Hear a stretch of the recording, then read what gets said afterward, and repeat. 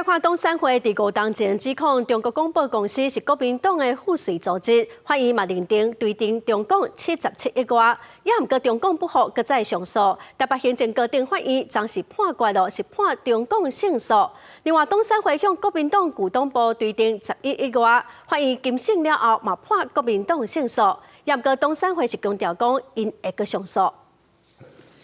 这官司缠讼很多年的了哈。 虽然我说是迟来的正义，讲中共得到换来证据，因为5年前，互东山会认定是国民党的附属组织，名下的土地加建物需要转移做国有，并且追缴已经移转或者是卖出去的29笔的土地，总共77.3亿的税金。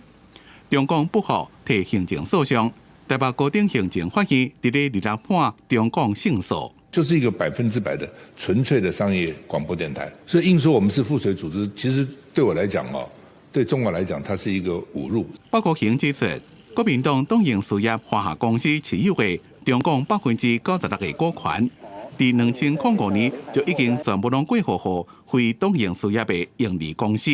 有法度证明中共已经脱离国民党实际的持有加控制。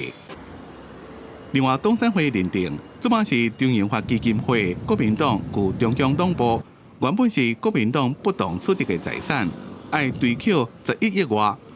包括行经一审也逆转改判国民党胜诉，撤销东山会处分。感谢台北高等行政法院依法作出公正的判决，党产会透过司法滥诉追侦进行的政治清算，毫无正当性。 法院并没有否定中广作为国民党附属组织的这一个事实，只是时间点上的不一样。那当然，我们会与律师商量之后，我们会提起上诉。联动第15包括行撤销国民党大校大楼案件的处分，东山会已经连续3遍败诉。对此，东山会表示，无认同法院的见解，强调会伫咧收到判决书了，一定会提上诉。